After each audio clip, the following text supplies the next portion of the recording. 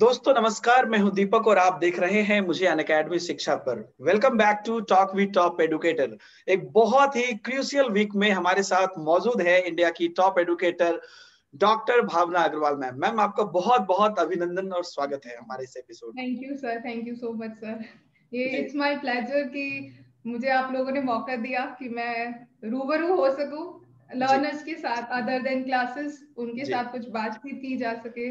अपना जो मैं अपना एक उनको पॉइंट ऑफ व्यू बता सकूं, उनको मोटिवेट कर सकूं। क्रूशियल टाइम में जस्ट जी 3 दिन रह गए हैं बस, बिल्कुल ही। अभी तो बिल्कुल। उनको जीतो और मेहनत उनकी जो है अब रंग लाने जी वाली है। जी जी तो बस जी लास्ट मिनट पे उनको क्या करना चाहिए, कैसे उनको आगे बढ़ना चाहिए, तो इसके बारे में उनको जरूर मोटिवेट करना बिल्कुल चाहूंगी। बिल्कुल तो इट्स बिल्कुल my pleasure, thank you so much कि आप लोगों ने मुझे मौका दिया। तो बिल्कुल बिल्कुल मैम, ये मतलब हम लोगों के लिए बड़ी बात है कि आप हमारे इस शो में हैं और बच्चों का ये बहुत दिन से डिमांड हो रहा था। फाइनली आपसे टाइम मिला और हम लोग इसको शूट कर रहे हैं। और ये वीडियो जो बच्चे को जा रही है, जो भी हम अभी कर रहे हैं, ये 30th यानी कि सैटरडे को जा रही है। और इसके ओके, बाद जो नेक्स्ट वीडियो बच्चे देखेंगे वो संडे को देखेंगे। तो ये दोनों ही टाइम बच्चों के लिए बहुत ही डिसाइडिंग फैक्टर है, क्योंकि ये आधा घंटा उनका हो सकता है कि कैरियर बदल दे, लाइफस्टाइल बदल दे। क्योंकि पढ़ाई तो 6 मंथ बिल्कुल, में किए हैं, माइंडसेट बहुत जरूरी है। और बहुत कहीं ना कहीं आपका जो जर्नी रहा है, आपका जो लाइफस्टाइल रहा है, इस पर भी हम आज बात करेंगे। कल के एपिसोड में सब्जेक्ट्स वाइज भी बात करेंगे। तो मैम के बारे में सब लोग जानते हैं, सारे बच्चे मैम को बहुत बेहतरीन तरीके से जानते हैं। और मैं बस इतना कहना चाहता हूं कि इंसान में अगर भगवान को खोजना हो तो लोग दो लोगों में खोजते हैं, एक टीचर में, एक डॉक्टर में। वो दोनों ही मैम में मौजूद है। तो मैम मैं आपको एक ह्यूमन होते हुए नाते आपको सैल्यूट करता हूँ वेरी सर, कि आप थैंक यू एक सो डॉक्टर मच। हैं। और बच्चों को, मतलब बच्चों से लेके बूढ़ों से लेके बच्चों के पिताजी, बच्चों के दादाजी, बच्चों के, मतलब कोई भी इंसान का जीवित रहना या स्वस्थ रहना बहुत महत्वपूर्ण है। आप उसके लिए योगदान दे रही हैं। सबों को मैं बता दूं कि अप्रोक्स 6 से 7 साल का मैम का प्रैक्टिस का एक्सपीरियंस है, ज्यादा ही है। और काफी अलग अलग तरह के सिचुएशंस को मैम ने संभाला है। टीचिंग की बात करते हैं, टीचिंग में भी more than 3 years experience ma'am को है। और मैम की टीचिंग मतलब मुझे बताने की जरूरत नहीं है, सब बच्चे लोग जानते हैं कि टीचर बना रही हैं। इसके अलावा मैम सीबीएसई के 10th 12th कैटेगरी में भी बच्चों को पढ़ाती हैं। तो काफी लंबी चीजें हैं। और मैं बहुत छोटा समझ रहा हूँ अपने आप को इन सब चीजों को डिफाइन नहीं करने के नहीं लिए भी। ऐसा नहीं है अ, सर, बिल्कुल भी नहीं। एक बात, सॉरी इंटरप्ट कर, लेकिन एक जी बात कहूंगी सर, आपसे बहुत इंस्पायर हुई हूँ मैं सच में। मैम जब मैंने बहुत। अनअकैडमी पे पढ़ाना, शायद टॉप एजुकेटर में मैं आपका नाम देखती थी कि दीपक हिमांशु सर। तो इसके बाद जी आपके वीडियोस देखे, देखा आप कैसे पढ़ाते हैं, टीचिंग स्टाइल की, आप कैसे बच्चों को मोटिवेट कर पाते, तो मैंने जी सच में बहुत कुछ सीखा है सर आपसे। सो यू मैम आर ये a real motivator for us. और मेरा ही नहीं, आई थिंक सभी एजुकेटर्स को, कहीं ना कहीं से न्यू एजुकेटर्स को भी बहुत मोटिवेशन मिलता होगा आपसे। मैम ये तो बड़प्पन है आपका मैम, आपसे बहुत भी ये। बहुत इंस्पायर होते हैं सर हम लोग सच मैम में। ये ऊर्जा देता है मुझे भी, ये चीज एनर्जी देती है कहीं ना कहीं। आप लोगों का ये बड़प्पन है और ये स्नेह है। तो बिल्कुल हम सब लोग मिलकर मिलकर आगे कोशिश करते ही रहेंगे। मैम मैं भी बहुत एक्साइटेड हूँ और जो बच्चे अभी वीडियो को देख रहे हैं वो सब बहुत एक्साइटेड है। थोड़ा स्टार्टिंग से अपने जर्नी के बारे में बताइए। कैसे जन्म के बाद कैसे फैमिली लाइफ चली, क्या हुआ, फिर इतना कुछ कैसे आपने कर लिया। क्योंकि बच्चों का एग्जाम आने वाला है, एक चीज करने में टेंशन हो रही है, एग्जाम में अगर 90 नहीं आ पाए तो क्या होगा। थोड़ा आपके जर्नी से हम बिल्कुल, सभी लोग सीखना चाहते हैं मैम, स्टार्टिंग से थोड़ा सा। मेरी जो जर्नी है वो सभी बच्चों को बहुत इंस्पायर करेगी, क्योंकि जी जो मैंने अपनी लाइफ में सीखा वो एक ये चीज सीखी कि कभी भी सिचुएशंस को देख के ये मत सोचो आगे कुछ नहीं है। हम्म, हमेशा there is always a ray of light, रे जी ऑफ होप। जी तो रास्ते हमेशा खुले, आपकी पढ़ाई कभी वेस्ट नहीं जाती, पहली बात। जो जी भी कुछ आप लाइफ में करते हो वो आगे आपको काम जरूर आता है। जी अगर मैं अपनी जर्नी की बात करूं, शुरू से बचपन से छोटी सी थी, तो मेरे दादा दादी कहते थे कि बड़े होके डॉक्टर बनेगी, बड़े होके डॉक्टर बनेगी। तो हम्म, इतना इंस्पायर किया उन्होंने मुझे कि मैं आज डॉक्टर बनी, पढ़ाई करी, बहुत मेहनत करी, जी होम्योपैथी कॉलेज में एडमिशन लिया। इसके जी बाद जी तोड़ मेहनत करके 6.5 साल का कोर्स होता है, वो कंप्लीट किया, इंटर्नशिप कंप्लीट किया, और फिर अपना क्लिनिक भी सेट किया। जी क्लिनिक बनाया, किया, रन किया, बहुत सक्सेसफुली रहा। फिर मैरिज वगैरह हो गई। इसके बाद फिर क्या, एक टर्न आ जाता है कि मतलब थोड़ा सा रिस्पॉन्सिबिलिटीज आई, सब चीजें आई, तो उनको साथ में लेते हुए क्लिनिक भी रन किया। और एक पैशन था अंदर से, शायद वही एक जिसको बोलते हैं एक चिंगारी जो होती है, वो आग की तरह जो बनी है, वो क्या है, टीचिंग लाइन। तो मेरा टीचिंग का बैकग्राउंड रहा है। मेरी मम्मी असिस्टेंट प्रोफेसर, अभी प्रिंसिपल अपॉइंट हो गई है, फार्मेसी कॉलेज में है। मेरे पापा का अपना खुद का उनका कोचिंग का था, तो he was also good in teaching. तो मेरा ब्लड में है, टीचिंग तो ब्लड में था। साथ में एक डॉक्टर का जो है चीनी की तरह मिलावट हो गया उसमें। तो मिलजुला के एक अच्छा शरबत तैयार हो गया, जो आज बहुत फ्रूटफुल है, सिर्फ मेरे लिए नहीं, मेरे आसपास जितने लोग हैं सबके लिए। तो यही होता है बस कि क्लिनिक स्टार्ट किया, रन किया, सब कुछ किया, बस थोड़े सर्कमस्टांसेस ऐसे हुए कि दूसरे शहर में शिफ्ट होना पड़ा और सब चीज। तो वो सारी चीजें, एक बार क्लिनिक बंद हुआ, थोड़ा दुख भी हुआ, सब चीजें हैं, लेकिन you have to move on. चीजें बदलती हैं, परिस्थितियां बदलती हैं, तो आपको उसके हिसाब से ढलना पड़ता है। तो कुछ चीजें छोड़नी पड़ती हैं, लेकिन उम्मीद नहीं छोड़नी है। कभी ये नहीं सोचना कि this is the end, this is not the end, this is the start. तो मेरे साथ हमेशा यही हुआ। इसके बाद मैंने जॉब स्टार्ट किया, पुणे आई। मेरा बेटा बहुत छोटा था, तो उसको थोड़ा मैं हस्बैंड मिलके मैनेज करते थे, उसको डे केयर में भी रखा हमने, लेकिन ज्यादा दिन मैनेज नहीं हो पाया, तो जॉब किया। बहुत कुछ सीखा जॉब से भी। मेरी एक फिलॉसफी ये रही कि आप कहीं पे भी जाओ तो सीखो वहां से। कभी ये नहीं कि इग्नोरेंस, ऑब्जर्वेशन जो है ना इंसान की, वो उसको कहीं का कहीं पहुंचा देती है। आप क्वेश्चन मत पूछो टीचर से कि इसका क्या होगा, उसका क्या होगा। आप उनकी बात ध्यान से सुनो, वर्ड टू वर्ड, कि उन्होंने क्या बताया। उनके जेस्टर्स को नोट करो, उन्होंने जो वर्ड्स बोले उसको आप पकड़ो, तो आपको क्वेश्चन पूछने की जरूरत ही नहीं है। तो observation is the best thing. अगर आप ऑब्जर्व कर सकते हो तो आप सब कुछ कर सकते हो। तो मैंने ऑब्जर्वेशन किया। कभी जॉब नहीं किया था, अपना पर्सनल मेरा क्लिनिक था, बल्कि मेरे पास तो फार्मासिस्ट था। जॉब दी थी लोगों को, लेकिन हाँ ठीक है, टाइम के साथ ये सब चीजें हुई। खुद जब जॉब किया तो बहुत कुछ सीखा कि हाँ अच्छा, ऐसा भी एनवायरनमेंट होता है, ऐसे भी लोग होते हैं, आपको बहुत चीजें सीखनी पड़ती हैं। तो लाइफ से एक्सपीरियंस लिया। इसके बाद फिर जॉब भी छोड़ा, फिर धीरे धीरे करके जो मेरा टीचिंग का पैशन था वो मेरा साथ साथ चलता रहा। जब कभी मौका मिलता किसी को भी पढ़ा दिया, कभी ऑनलाइन क्लास कोई भी ले ली, यूट्यूब चैनल है वहां पे कभी पढ़ा लिया, कुछ ना कुछ मतलब चलता रहता था। तो धीरे धीरे करके अनअकैडमी पे मुझे विद गॉड्स ग्रेस, मेरे लिए तो अनअकैडमी भगवान है। सीरियसली मैं आपको बताऊं तो अनअकैडमी तो मेरे लिए बिल्कुल भगवान के बराबर है, क्योंकि मुझे कहाँ से कहाँ लेके गया वो अनअकैडमी है, सीरियसली। तो अभी क्या है कि अनअकैडमी मिला, टीईटी में पढ़ाना शुरू किया, लेकिन जो मेरी पहले की स्किल्स थी, जो मैंने थोड़ा थोड़ा करके तिनका तिनका करके जोड़ा था, वो मुझे आगे काम आया। तो मैं सभी बच्चों से यही कहूंगी कि आपका सीटेट आप लोग देने जा रहे हो, 31 को आपका एग्जाम है, अभी आप लोगों को तैयार हो, आप लोग अंदर से, आप लोगों में विल बहुत है। तो एक चीज है, दो चीजें याद रखो हमेशा, एक तो ऑब्जर्वेशन आपने जरूर करनी है, दूसरा चाहा है तो रहा है हमेशा। अगर आप चाहते हो, विल है, तो आपको दुनिया की कोई ताकत नहीं दूर कर सकती अपनी मंजिल तक पहुंचने से। तो always keep your will strong, अपने आप को मोटिवेटेड रखो कि मैं क्यों कम हूं, मुझे क्यों नहीं आता। मैंने पढ़ा है, 6 महीने पढ़ाई किया है, सभी टॉप एजुकेटर्स की क्लासेस मिस नहीं किए, तो क्यों नहीं होगा। और कुछ ऐसे भी बच्चे हैं सर, मैं आपको बताऊं, जो बेचारे एग्जाम नहीं दे पा रहे क्योंकि उनका सेंटर कहीं और बढ़ गया, बट उनका लेवल ऑफ मोटिवेशन, वो कह रहे हैं हम अगले 6 महीने तक आपका साथ नहीं छोड़ेंगे, हम एक एक क्लास ज्वाइन करेंगे क्योंकि हम अगला सीटेट पार करेंगे। तो उनसे सीखो, आप लोगों को मौका मिल रहा है, जाओ एग्जाम दो और फुल, जिसको बोलते हैं ना बिंदास होके एग्जाम देना, बिल्कुल टेंशन फ्री होके। बिल्कुल बिल्कुल मैम, बहुत सारे बच्चे हैं जो अभी देख भी रहे हैं, बहुत सारे ऐसे भी बच्चे हैं जो आने वाले समय में या तो कोई स्टेट टेट की एग्जाम देंगे, मे बी रीट या एमपी टेट या सी टेट या यूपी टेट कोई देंगे। तो सारे बच्चों के लिए ये है, जब भी आपका एग्जाम होता है तो ये सब बात आप लोग रख सकते हैं। मैम बहुत ही कम शब्दों में बहुत बातें आपने हम लोगों को बताने की अभी कोशिश की। मैम प्रॉपरली आप बिलोंग कहाँ से करते हैं, आपका कहाँ से हैं आप? मैं प्रॉपरली दिल्ली से हूँ, born and brought up in Delhi. इसके बाद अभी शिफ्ट हुई हूँ पुणे, अभी नहीं मतलब हो गए 3 इयर्स हो गए अराउंड पुणे शिफ्ट हुए, तो अब यहीं बस गई हूँ। तो आप मराठी कुछ सीखे हैं मतलब? हाँ जी सर, कुछ लोकल लैंग्वेजेस वहाँ के कुछ सीखे हैं आप?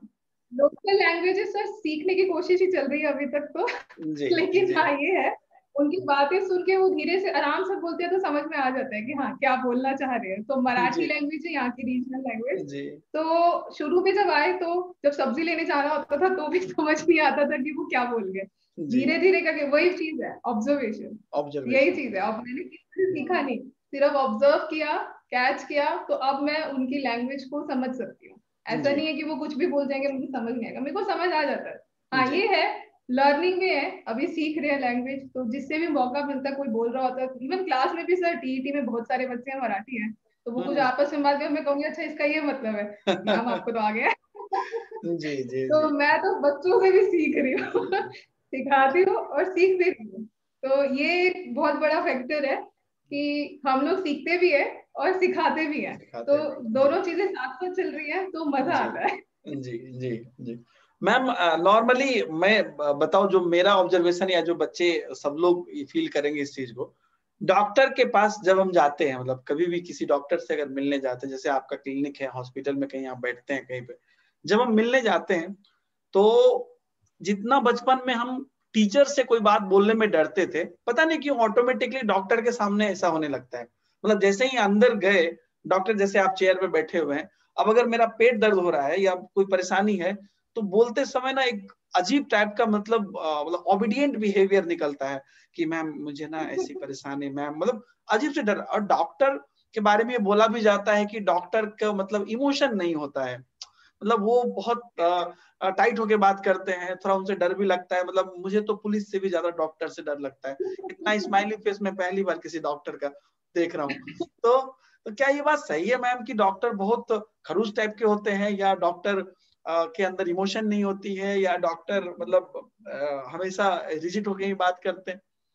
नहीं नहीं सर ऐसा नहीं है कैसे होते हैं ना सर, हम लोग जब डॉक्टर के प्रोफेशन में होते हैं ना, जब फर्स्ट ईयर में आते हैं सर, जी पहली बार जब सामने डेड बॉडी रखी जाती है ना कि इसके ऊपर सीखो, तो हाथ कांपते हैं, बहुत जी बुरी तरह हाथ कांपते हैं, देखने में डर लगता है कई बार, तो मतलब ऐसी हालत हो जाती है कि कई बच्चे तो बेहोश हो जाते हैं। मेरा जब पहला सेशन हुआ था, मैं मुंह पे रुमाल लेके घूम रही थी पूरे मतलब लैब के अंदर की, इट वाज मतलब अनसाइटेबल था कि पहली जी बार डेड बॉडी देखी है, तो स्मेलिंग इतनी ज्यादा, अबेंडेंट बॉडीज होती हैं तो प्रिजर्व करके रखा जाता है, तो देख के कुछ हो रहा था उनको। तो ये जो धीरे धीरे करके फिर आप खुद जब प्रैक्टिस में आते हो, आप ऑपरेशन करते हो, इसके बाद हम लोगों की पोस्टिंग होती थी। लगभग एक रात ऐसी भी आई थी सर, जब मैं बताऊं मेरी मैटरनिटी में ड्यूटी लगी थी, नाइट ड्यूटी, मैंने 35 डिलीवरी करवाई थी। मुझे इस दिन पता चला ओ माय कि गॉड। इंडिया की पॉपुलेशन कितनी ज्यादा है कि मतलब हम लोग उस दिन रात को खाना भी नहीं खा पाए थे। शाम को 6 बजे ड्यूटी स्टार्ट हुई, सुबह 6 कब बज गए पता नहीं चला। मतलब it was Deendayal Upadhyay hospital, वहां पोस्टिंग होती थी, दिल्ली में है तिलक नगर में, तो वहां भी पोस्टिंग हुई थी। मतलब 1 नाइट 35 डेज में से 5 सिजेरियन थे, बाकी सारी नॉर्मल डिलीवरीज थी। तो मतलब ये जब ऐसा आपको जब मिलता है ना एक्सपोजर, तो एक्सपीरियंस अंदर से जो है ना आप रिजिड हो जाते हो। रिजिड हाँ हो जाता लेकिन ये कहना गलत है कि इमोशनलेस हो जाते, इमोशनलेस नहीं होते, बस दे बिकम स्ट्रांग एनफ कि हाँ जो सामने आ रहा है वो पहले ही तकलीफ में, अगर हम आपको बोल देंगे सर ओ अरे सर सच में पेट में दर्द है तो बहुत बुरा हुआ, तो है। पहले ही बेचारा दर्द में है और दर्द में चला जाएगा। हाँ, तो हाँ, वो मोटिवेट करना है हमें कि जी नहीं जी अच्छा जी दर्द कोई बात ठीक है, ये दवाई खा लो ठीक हो जाएगा, तो ये सोच हाँ कर सकते हैं कुछ है ही नहीं, ये तो जी इतनी सी बात थी, मैं तो कहाँ से कहाँ सोच रहा था। अब अगर हम भी पेशेंट के साथ रोने लगे कि भाई जी कैंसर है, जी तो वो दुख होता है अंदर से, बहुत दुख होता है बिल्कुल। सर कि कैंसर का ये कोई भी पेशेंट सामने आता है ना तो बहुत दुख होता है देख के हमें भी कि नहीं हम्म, बेचारे को कितनी बीमारी। लेकिन अगर हम ये फेस पे ले आए अपने, तो जी पेशेंट तो बेचारा ऐसी हो जाएगा कि मैं आपसे एनर्जी लेने आऊं, आप हमारी एनर्जी ले जाओगे। एग्जैक्टली हाँ। तो नहीं जैसे कि वो हॉस्पिटल, जी जी मैम जी, अनइक्वेबल हो गया। जैसे कि हॉस्पिटल सब में क्योंकि मैं साइकोलॉजी पढ़ाता हूँ तो थोड़ा मैं ये सब ऑब्जर्वेशन ज्यादा ज्यादा करता हूँ। जैसे कि आप डॉक्टर हैं आप, मैं लेकिन आपके पेशेंट मान लीजिए कहीं पे सपोज कहीं हॉस्पिटल में है, तो उनके जो रिलेटिव मिलने जाते हैं, उनके चेहरे का अगर आप आकृति देखिएगा, वो डॉक्टर से ज्यादा मतलब वो पेशेंट से ज्यादा बीमार लगते हैं। जैसे कि आप जैसे बोले ना कि उनका अगर किसी का पेट दर्द है या किसी का सपोज की कुछ प्रॉब्लम हो गया है या कोई भी परेशानी है, तो वो जाके अरे कैसे हुआ ये? आजकल दुनिया में कुछ कहना मुश्किल है, किसके साथ क्या हो जाता है, बड़ा बुरा हुआ, ये क्या बुरा हुआ। लोग 2-3 कहानी भी सुना देते, बुरा तो उसके साथ हुआ था, वो तो 3 महीना तक बेड से नहीं उठा था। मतलब ऐसी ऐसी कहानी सुना देते हैं, और ऐसा मतलब खुद इतना वो वो एक्चुअली दिखा रहे होते हैं कि हाँ मेरा इमोशन है आपके लिए।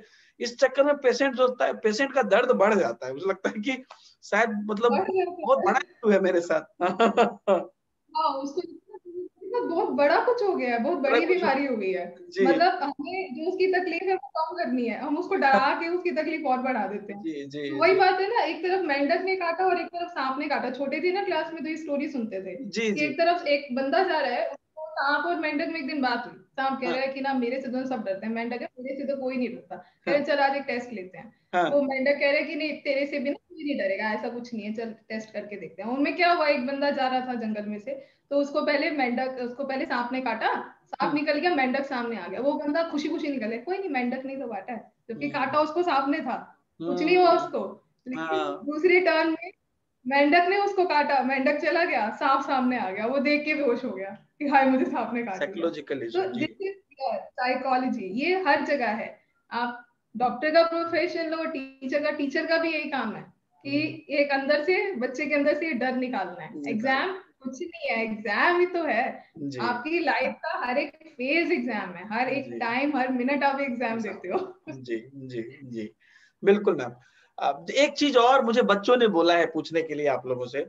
मैम आप चूंकि डॉक्टर के प्रोफेशन में भी है, काफी और भी क्वेश्चंस है हमारे टीचिंग लाइन के भी, लेकिन एक क्वेश्चन का आप जवाब दीजिए कि आपके साथ कोई ऐसा फनी मोमेंट हुआ है, पेशेंट आके कुछ ऐसा अजीब टाइप का कुछ बोल रहा है, अजीब टाइप से बात कर रहा है, अजीब टाइप का उसका एक्सपेक्टेशंस है कि भाई मुझे तो तुरंत ही ठीक कर दो या कुछ ऐसा दे दो जो मिनट में, मतलब कुछ ऐसी आपके हैं याद जो आप पिछले प्रैक्टिस किए हैं?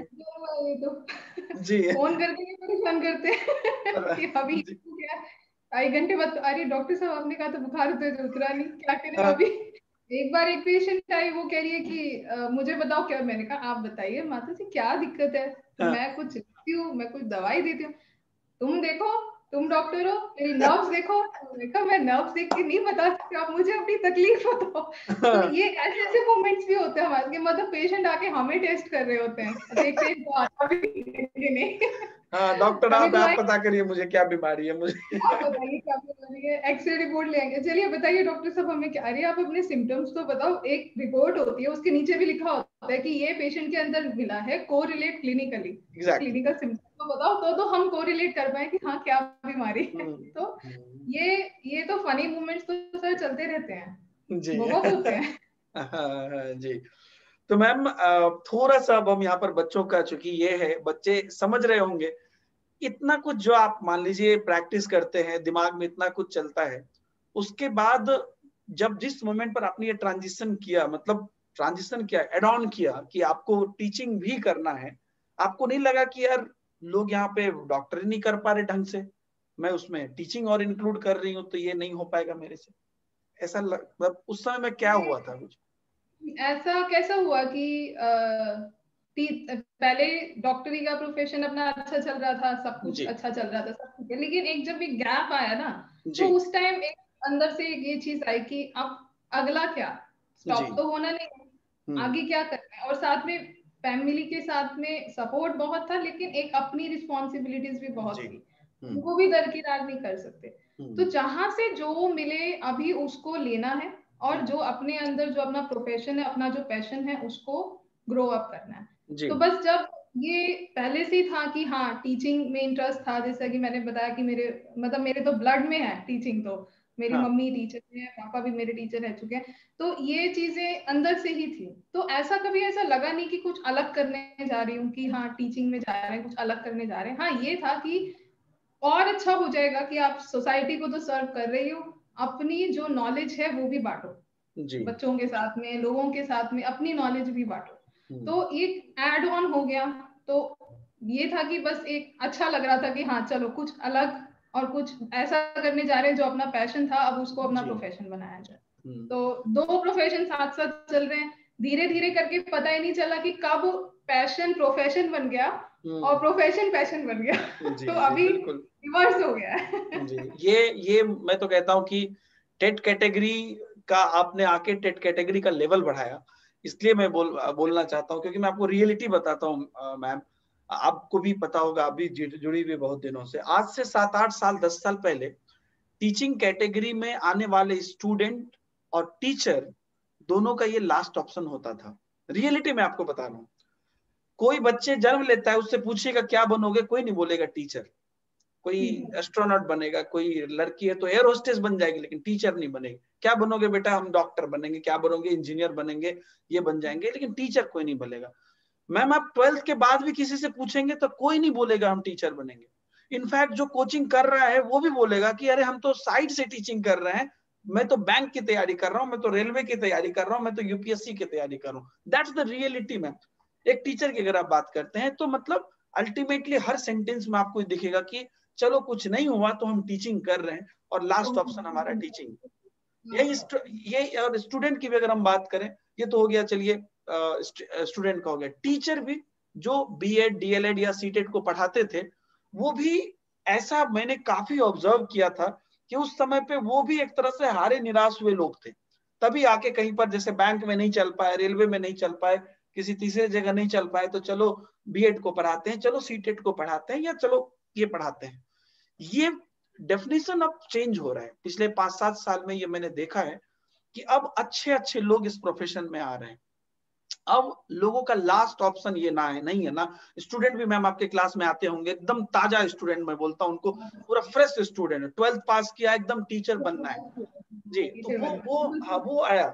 और टीचिंग में भी आप जैसे लोग टीचिंग में आ रहे हैं, जो जिन्होंने की जो खुद एक डॉक्टर है, प्रैक्टिस की है अलग अलग जगह पर। मतलब पहले मास्टर जी और गुरु जी का एक अलग डेफिनेशन होता था, अभी वो डेफिनेशन चेंज हो रहा है।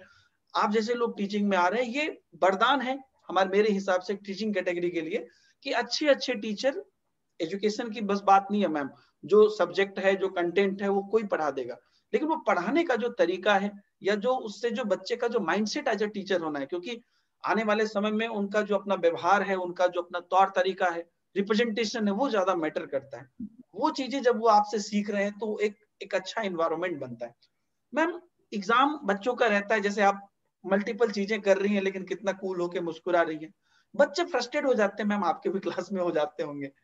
तो उनको टेंशन हो जाता है, अब एग्जाम है, कल एग्जाम है, अब कैसे करेंगे, किसी का आगे एग्जाम है, कैसे करेंगे, अब पढ़ लिया, सब खत्म हो गया, यहाँ मैम डॉक्टर बन के यहाँ टीचर बन गई हमारे से, यहाँ पर पिछले चैप्टर में पेडागोजी पढ़ी थी मैम ने, पढ़ाई थी, आज वो याद नहीं है। तो क्या क्या सजेस्ट करना चाहेंगे आप बच्चों को? और बहुत भारी क्वेश्चन है, और बहुत मतलब कि ये तो कॉम्प्लेक्स क्वेश्चन है आज के डेट में बच्चों के लिए, इसका उत्तर अगर उनको मिल जाए तो मुझे लगता है कि उनका भला हो जाएगा।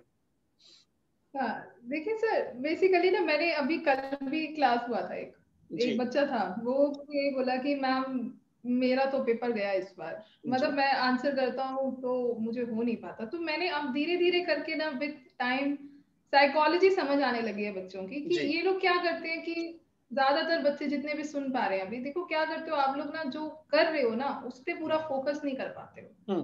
आप लोगों का एक क्वेश्चन चल रहा होता है, आपके पहले वाले क्वेश्चन पे डाउट होता है, अरे मेरे से वो गलत तो नहीं हो गया है, और अगला क्वेश्चन क्या आएगा। तो इस 3 कश्मकश में क्या हो गया, क्या होने वाला है, उसमें आप अपना प्रेजेंट खराब कर देते हो जी। तो अपने प्रेजेंट पे फोकस करना है आपने, कि जो आप क्वेश्चन अभी कर रहे हो ना अटेम्प्ट, उसको अच्छे से करो। आप कुछ भी पढ़ो, मैं कह रही हूँ आप 10 में से 2 टॉपिक पढ़ो एक दिन में, लेकिन इतने अच्छे से आना चाहिए कि उसको दोबारा पढ़ने की जरूरत नहीं है। रिवीजन की बात अलग है, लेकिन आपको उसमें कोई डाउट नहीं रहना चाहिए। और आपके पास इतने अच्छे एजुकेटर्स हैं, सब लोग हेल्प करते हैं, आप लोग वैसे भी बात करते हो, एजुकेटर्स सब लोग हेल्प करते हैं। तो अपने डाउट्स को क्लियर करो, और एक बार में फोकस, जिसको बोलते हैं ना, अर्जुन ने सिर्फ मछली की आंख पे फोकस किया था, वो भी प्रतिबिंब देख के, इमेज देख के, तो उसका निशाना कितना सटीक था, वही चाहिए बस। अगर आप फोकस्ड हो तो आपसे कभी कुछ मिस्टेक नहीं होगा। मैं, सब लोगों को लगता है बहुत ऑक्यूपाइड रहती हूँ, वो बात ठीक है, मेरे को लंच प्रिपेयर करने के लिए सर मुश्किल से 15-20 मिनट्स मिलते हैं, 10 मिनट्स खाने के लिए, उसमें सबको घर में देना भी होता है, खिलाना भी होता है। तो ये एक टाइम मैनेजमेंट होता है। जब आप टाइम मैनेजमेंट कर पाते हो अच्छे से, और आप फोकस रहते हो, तो it becomes easy for you, तो आप आराम से सारी चीजें कर पाते हैं। तो बस इसमें आपको इतना ही करना है कि फोकस रहो, कॉन्सेंट्रेट करके पढ़ो, जितना कर रहे हो उतना करो पहले, इसके बाद आगे का आगे सोचेंगे। तो जब आपका एक पोर्शन हो जाएगा, जब आप नेक्स्ट पोर्शन पे आओगे, तो आपको कॉन्फिडेंस रहता है कि हाँ जितना बढ़ा मेरा वो हो गया, अब मैं नेक्स्ट लेवल पे, तो ये आपको कॉन्फिडेंस बूस्ट अप करता है। अब क्योंकि आप लोग लास्ट स्टेज पर आ गए हो, अब एग्जाम है, अब कुछ नया मत पढ़ो, जो कर रहे हो क्वेश्चन आंसर फोकस करो और दिमाग में रखो हाँ मैंने पढ़ाई करी है, मैंने पढ़ा है, मुझे आता है, बस ये 2 लाइन अपने मन में बोलते रहोगे ना, आंसर अपने आप निकल जाएगा, क्योंकि कॉन्फिडेंस की जरूरत है और फोकस होके आंसर अटेम्प्ट करना है एग्जाम में, तो कभी कुछ प्रॉब्लम नहीं होता है। आप लोग लाइफ में सब कुछ कर सकते हो अगर आप फोकस्ड हो, मैनेजमेंट करना जानते हो, कैसे सब चीजों को मैनेज करना, और अपना कभी बहाना नहीं बनाना किसी चीज का, आज ये हो गया आज वो हो गया। लड़कियों का खासकर क्लास में यही बोलते हैं कि यार मैम क्लास नहीं कर पाते सुबह क्योंकि ऑफिस जाना है, हस्बैंड ने घर में खाना बनाना है, बच्चे छोटे हैं उनकी स्कूल क्लास है, वो सब बातें ठीक है, लेकिन एक डेडिकेशन के साथ मैं कहती हूँ, मेरी अगर साइंस की 4 क्लास होती है पूरे दिन तो उसमें से आप एक ज्वाइन करो, लेकिन वो पूरा ज्वाइन करो, उसको बीच में से मत छोड़ो, और फुल कंसंट्रेशन के साथ करो, बाकी की 3 की चाहे रिकॉर्डिंग सुनो, लेकिन अगर आप उस एक सेशन को भी अच्छे से कर लो तो सब कुछ हो गया उसमें। ये एक टाइम मैनेजमेंट, फोकस, ये 2 चीजों की बहुत जरूरत है, तो सब कुछ कर सकते हो आप, कुछ मुश्किल नहीं है। मैम ये क्या कहते हैं, ऑब्वियसली हमारे कैटेगरी में स्टूडेंट में लड़कियों की, महिलाओं की या कुशल गृहिणियों की संख्या ज्यादा है, आप भी जानते हैं, ज्यादातर महिलाएं इस अभी हैं। ये खुशी की बात है कि टीचिंग में लड़कियां आगे आ रही हैं, और उनके लिए थोड़ा सेफ साइड भी है कि वो घर से बैठ के पढ़ाई कर रही हैं, बाहर उतना बहुत लोग के पास उतना रिसोर्स भी नहीं होता है। बहुत बड़ा बून है ऑनलाइन क्लासेस का, बहुत बड़ा बून है, मतलब ऐसे ऐसे शहरों से लड़कियां, मतलब मुझे पता चला था जब शुरू में क्लासेस में आने लगी थी, तो अब तो बहुत पुराने स्टूडेंट्स हो के 2-2 साल से पढ़ रही हैं, अभी भी आ रही हैं, तो उनका जो मुझे फैमिली बैकग्राउंड पता चला तो मुझे लगा इनके पास तो अप्रोचेबल है ही नहीं, स्टडीज ये चल रही है, इनके पास नोट्स कहाँ से आएंगे, तो नोट्स की क्वालिटी इंप्रूव की कि अगर ये लोग पीडीएफ भी डाउनलोड करें तो ऐसे करें कि इनको सब कुछ एक जगह मिल जाए, तो ये बहुत बड़ा बून है उनके लिए ऑनलाइन क्लासेस। जी, और ये अच्छा है, ये मतलब सब कुछ मिल जा रहा है अपने, मतलब इकोनॉमिकली भी और टाइम वाइज भी, सब कुछ भी। और लेकिन ये जो लेडीज, महिलाएं या लड़कियां जो हैं, ये मतलब हम लोगों को तो ठग लेती हैं, डायरेक्ट बोलते हैं सर लड़कियों को बहुत प्रॉब्लम होता है, बहुत काम होता है, आप नहीं समझोगे, मतलब ऐसा डायरेक्ट बोल देती है। तो मैं इसलिए, आप चूंकि कुशल गृहिणी भी हैं, डॉक्टर भी हैं, टीचर भी हैं, पूरा परिवार चलाती हैं, सब कुछ चलाती हैं, इसलिए मैं आपके सामने सारे बच्चों को ये बोल रहा हूँ कि मैं नहीं समझूंगा, मैम तो समझेंगी, तो कम से कम आप मैम का बात समझिए, मैम जो भी बात बोल रही है वो खुद इम्प्लीमेंट भी कर रही है, मतलब और चीजों को वो खुद ऑब्जर्व कर रही है। तो मैम ये लोग निश्चित है, सही बात है, उनको भी खाना बनाना होता होगा, कभी कभी खाना बनाते समय क्लास देखती हैं, कई तरह की चीजें होती हैं। कई बार परिवार में मैम बहुत फैमिली ऐसी भी है जहां पर लोग पढ़ाई को बढ़ावा नहीं देते हैं, ऐसे भी कई परिवार से आते हैं, या लोग ठीक है चलो ज्वाइन कर लिया है मतलब, लेकिन उतना ही इंपॉर्टेंस नहीं देते हैं। रियल लाइफ में जब बोलने के लोग बड़ी बड़ी बातें बोलेंगे, आप कई परिवार में ऐसा देखेंगे, बड़ी बड़ी बातें बोलेंगे, लेकिन जब रियल लाइफ में करने का आता है कि पढ़ाना है या चलो क्लास के लिए टाइम तो देंगे आप उनको कि वो टाइम यूटिलाइज करें और पढ़ें, तो ऐसे में लोग बहुत सीरियस नहीं मतलब हो पाते हैं अपने बच्चों के लिए, या जो भी वाइफ है, बहन है, जो भी उनके लिए। तो आप क्या कहना चाहेंगे इन बच्चियों को और उनके फैमिली को? देखो इसमें सिर्फ एक यही पॉइंट है, कोई भी काम कोई भी इंसान बिना सपोर्ट के नहीं कर सकता। अगर हम आज की डेट में बात करें, सर आप भी काम करते हैं, पढ़ाते भी हैं, बहुत सारी चीजें हैं जो आप साइमल्टेनियसली कर रहे हैं, ठीक है, we are really inspired of that, पर क्या आप कर सकते थे अगर आपको आपकी वाइफ नहीं सपोर्ट करती, या वो घर को नहीं संभालती, या वो आपको टाइम पे खाना नहीं देते, या वो आपको जब आप काम कर रहे हैं तो आपको बीच में थोड़ा स्नैक्स ला के देना, चाय देना, आपकी हेल्थ का भी ध्यान रखना, राइट? तो घर में एक काम नहीं होते, करोड़ों काम होते हैं, मैं 10 काम भी को कहूंगी, करोड़ों काम होते हैं, छोटे से छोटे तिनका भी संभालना बहुत मुश्किल है। और अभी कोविड की प्रॉब्लम की वजह से लोग घर में मेड नहीं रख सकते, तो हेल्पिंग हैंड कोई नहीं है। तो जब एक वाइफ, एक बेटी जब घर में इतना कुछ कर सकती है सपोर्ट करने के लिए, तो अगर आप उनका करियर बनाने के लिए एक उन्हें घंटे 2 घंटे का सपोर्ट दे दो कि अभी आप पढ़ लो, बाकी थोड़ा बहुत जो काम है वो हम लोग संभाल लेंगे, तो वो एक उनको हेल्पिंग हैंड हो जाएगा और उनकी पढ़ाई हो जाएगी। और जो वो प्रोफेशनली आगे करेंगी वो उनका अपने लिए तो है नहीं, वो फैमिली को ही सपोर्ट करेगा, वो इंडिपेंडेंट तो होंगे इकोनॉमिकली भी, अपने आप में भी, लेकिन वो सिर्फ उन तक ही है।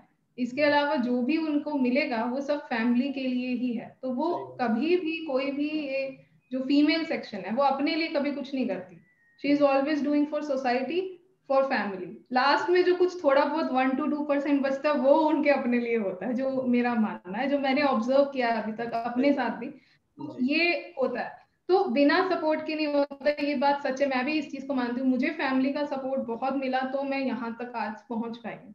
अगर मेरे हस्बैंड मुझे सपोर्ट नहीं करते, मेरा बेटा अभी 5 साल का होने वाला है, वो इतना सपोर्टिव है कि मेरी क्लास स्टार्ट होते वो कहता है शोर नहीं करना है, सबको चुप करा दे, घर में शोर नहीं करना है मम्मी की क्लास में शोर नहीं करना है। तो वो इतना मतलब ये सपोर्ट जो है ना सर, ये एनर्जी देता है, वो तो आप कुछ भी कर सकते हो। तो मेरी सभी फैमिली से यही रिक्वेस्ट है, जो लोग भी वीडियो को देख रहे हो, सुन रहे हो, सपोर्ट दो। अपने फैमिली मेंबर्स हैं वो भी, उनको सपोर्ट की बहुत जरूरत है। थोड़ा सा रिस्पेक्ट, थोड़ा सा सपोर्ट और थोड़ा सा प्यार, बस मिला जुला के पूरा एक अच्छा खासा ना तैयार हो जाता है। तो इसके बाद जो आप लोगों को फ्रूट मिलेगा ना, उसका जो फल मिलता है वो सबके लिए लाभदायक है, सबको मीठा लगेगा। तो इसीलिए सबको सपोर्ट करना चाहिए and they really need it. ये चीज मैंने ऑब्जर्व किया, और बहुत से ऐसे लकी लोग हैं, ऐसी हैं लड़कियां जिनको सपोर्ट मिलता है आफ्टर मैरिज भी। और कितनी ऐसी है जिन्होंने मैरिज के लिए पढ़ना छोड़ दिया, तो मैं उनसे कहूंगी वापस आ जाओ, पढ़ना शुरू करो, हो गया अभी आप एक स्टेज आगे आ गए हो, आप अपने करियर पे भी फोकस करो, ताकि आप अपने हस्बैंड को सपोर्ट। आजकल के टाइम में एक गाड़ी नहीं चलती, आपको भी इंडिपेंडेंट होना पड़ेगा कि उनको टेंशन ना हो कि भाई हमारे साथ में और भी कोई है जो कि कर साथ साथ हमारे साथ में है कोई, तो दोनों मिलके बहुत अच्छे से संभाल सकते हैं। बिल्कुल, तो सब लोग सपोर्ट करो मिलके। बिल्कुल, सब मिलके। ये जो भी बच्चियां लड़कियां वीडियो देख रही हैं, थोड़ा अपने मम्मी पापा हस्बैंड जो भी है सबके साथ शेयर करिए और सबको बताइए, एटलीस्ट ये लास्ट वाला सेक्शन बताइए। डॉक्टर भावना मैम बोल रही हैं ये बात, और वो खुद इम्प्लीमेंट की हुई हैं। और कोई भी परिवार में अगर थोड़ा सा कम भी है चीजें, लेकिन अगर सब मिलके थोड़ा थोड़ा करते हैं तो चीजें आसान हो जाती है।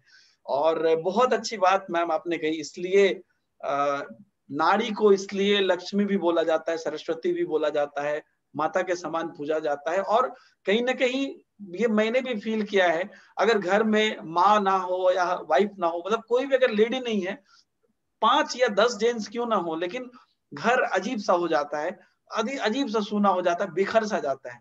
एक लेडीज अगर कोई घर में होती है तो वो पूरे घर को संवार लेती है, और उसके बाद लास्ट में जो कुछ बचता है 1-2% वो उनके लिए अपने लिए होता है।